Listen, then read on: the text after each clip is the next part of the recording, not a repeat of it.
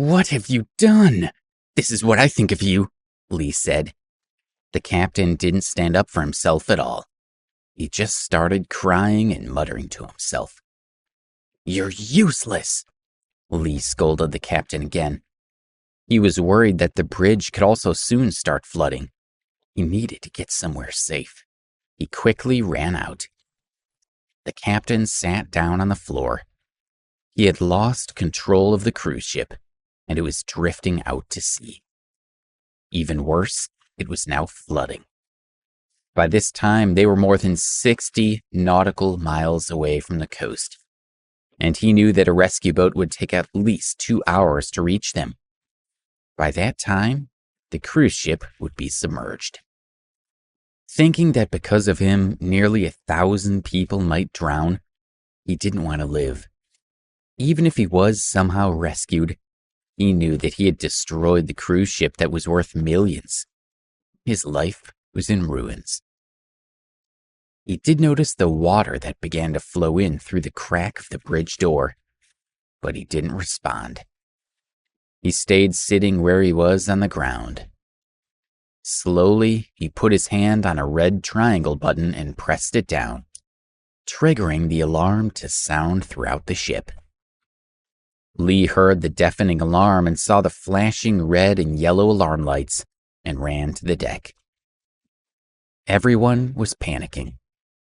Some of the girls were crying in their boyfriend's arms. Some people were desperately trying to make phone calls, but they found that they had no signal at all.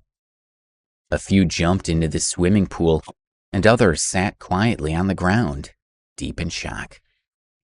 The deck was utter chaos. "Can you please help me to pull my friends up, please?" Hannah asked the people around her, desperate for help. Amidst the chaos, Lee had forgotten all about Alex and Edith. Luckily, there were a few kind people who tried to help her. Together, they pulled a rope up. Alex was surprised to find that someone was pulling him. When his swim rings started to rise from the sea, Edith almost fell back into the water. He grabbed her and held her tightly. "Hold on. If you fall back, you'll die," he yelled at her. She grabbed the rope with determination. Slowly, they rose out of the water. When they reached the height of the railing, Alex asked people to pull Edith over it first. They slowly pulled her onto the deck. "Edith, are you okay?" asked Hannah when she saw that her friend was safe. She was very happy and surprised. She squatted on the ground and held Edith's head. Alex lay exhausted on the deck for more than 10 seconds. Then he scrambled onto his knees and thanked the people who helped him. "You're welcome," replied one man. Another told him, "Young man, you're very lucky. I didn't think you would make it." "You saved her. Well done," said another. The people who rescued them quickly lost interest and walked away, one after another. Alex looked at the chaos on the deck, the people panicking, and the warning lights flashing. Then he heard the siren blaring, and he quickly realized that the ship was flooding. Edith was hugging Hannah and crying. "I thought I was going to..." "It's okay, Edith. Don't cry. You're safe now," Hannah said as she gently patted her back and comforted her. After 10 minutes, she started to calm down. She dried her tears and looked around her. She noticed Alex was sitting on the deck, watching her calmly. Their eyes met briefly, and her heart leapt. When she thought back to what she had done to Alex, she felt so ashamed that she needed to find a way to make it up to him. "I'm so sorry for what I did to you before. I was too vicious," she said, as she slowly crawled over to him. After soaking in the sea for so long, she had no strength. She continued, "Alex, you saved me. I really am sorry for how I treated you. In the future, I'll do anything you ask me to." He turned his face away from her. He could no longer believe anything she said.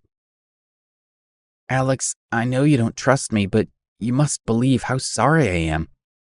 I know that I've acted terribly," she continued. She did feel guilty.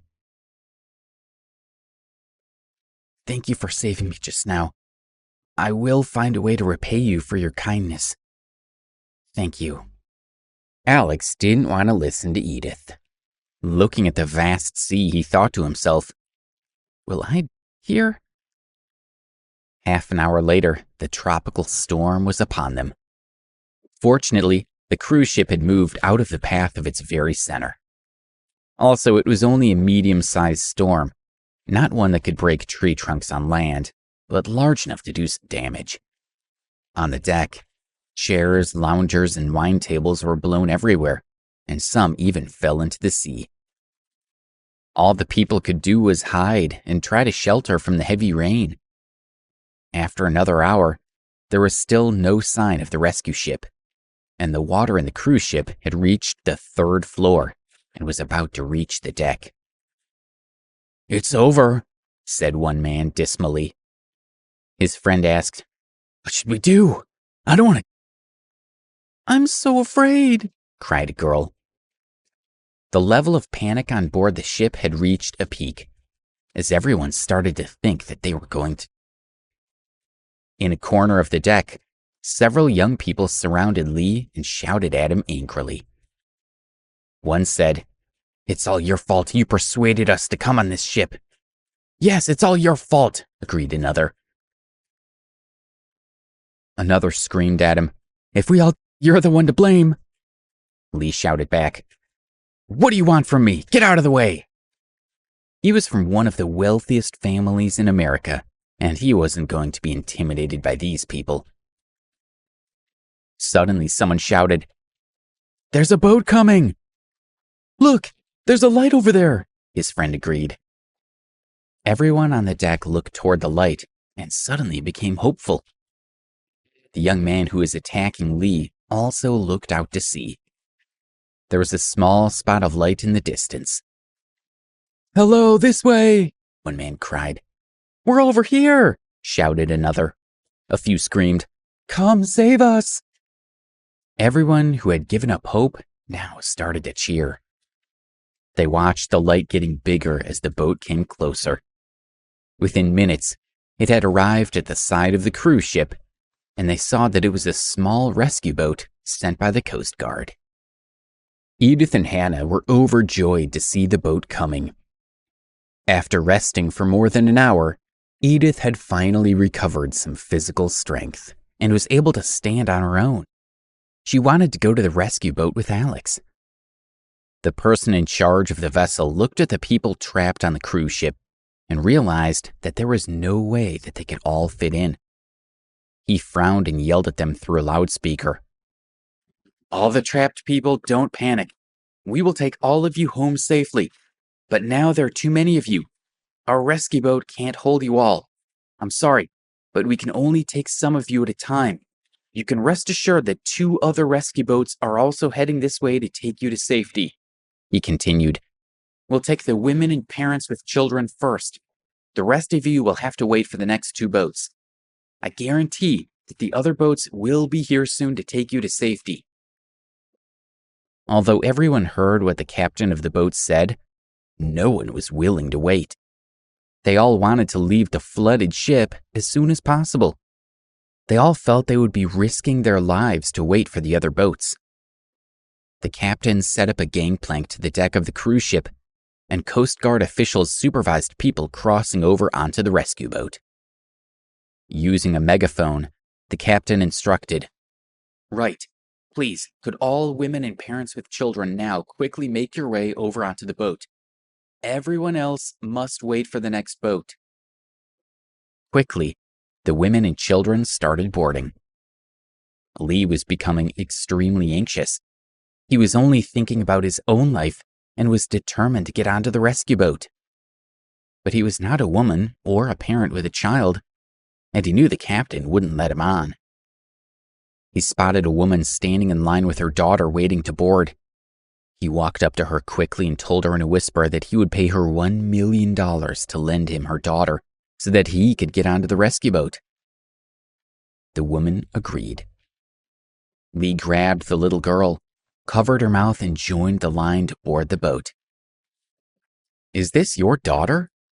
the captain asked Lee when he saw how young he was. He didn't look old enough for the little girl to be his daughter. He was also suspicious when he noticed that he was covering the little girl's mouth. Lee replied, "She's my daughter." He tried to look natural. "Go on then, hurry up." Because other people were waiting to board, the sailor let him get on. At that moment, a sharp voice called out, "That's not his daughter. Don't let him on the boat."